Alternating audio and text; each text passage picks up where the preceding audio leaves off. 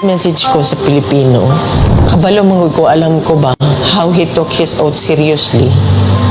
Gihimo niya ang tanan para sa Pilipino. Gusto niya may maayos na buhay ang bawat Pilipino. Gi-make sure niya na ang mga tao maka-avail sa medical assistance when he was president. Gi-make sure niya na before bulanding ang bagyo, naa na siya dito, mag-una na siya dito. Katong sa Marawi, gi-make sure niya mabala ang kagubot. Even sa iyang katigulangon, naningkamot yun siya. Katong siya naglingkod na presidente. Miski nakapoy siya, wala mo kabalo na during the time na pandemic, almost failing na iyang health. Pero gusto gito niya mag-cabinet meeting pa rin. He does not care kung magka-COVID siya. He doesn't deserve this kind of treatment. Di na magani, gusto na siya mo trabaho. Di na gusto mo dagan ng papolitika. Ang tao lang si pamugos niya. Kinakatilang mo sa kind of leadership na iyang gihatag. You may find his mouth very foul. Musulti siya o kuan. Igo naman siya mangisog.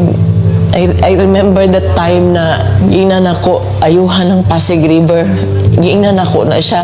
Dali naman na pag-isog-isog lang man ka. Maura man na iya ha. Ang isog-isog niya na iresulta. Maayong tayo nag-inabuso na siya during sa iyang presidency. Wala nag-abuso. Wala ngawat.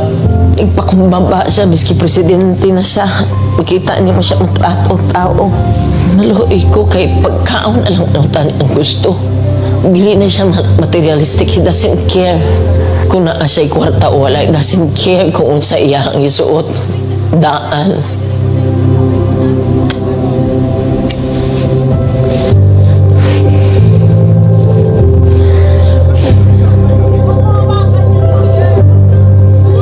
Wala ko kapalong sa akong pagtabang.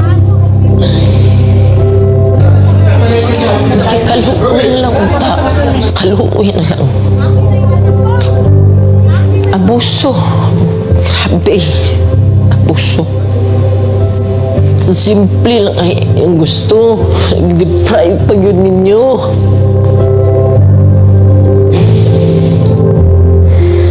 Simple lang kaya ang gustuhan na. Nag-deprive ay miskin gipatay na unta mo siya. Dito.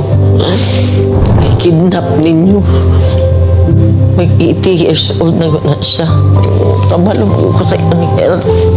Wala tanan. Wala gani medisina. Kagikan mi sa Hong Kong. Good for 3 days lang iyang dala. Pati sa nina. Kapi, abuso.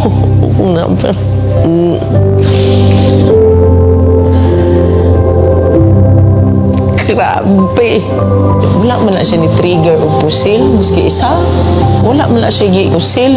Wala man na siya gidunggab.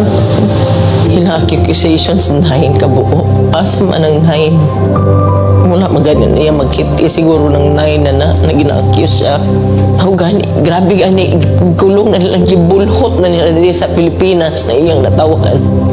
Yung anak pag ginabuhat diri sa mga di ko katulog, dili ko makapuyo sa among sariling balay. Balo ka ba? First night na ako gikan sa katong pag-abot na mo uguan. Wala lang ko nakauli sa among balay. Nagplano-plano na lang ko asa ko matulog. Nangiyo lang ko. Wala ko kabalong sa wala ko kabalong sa Baluin ko kay ultimo pagkaon na ba? Minisaya lang ang gustuhan na.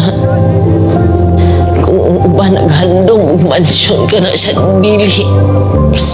God. Ano lang. Maghangyo ko sa inyo. Di tamundang ato di siya mubalik. Ayaw yun mo undang. Di tamundang. Please continue to pray for him. And for us, nga maunsa na mo eh. Tabang, Pilipino, tabang.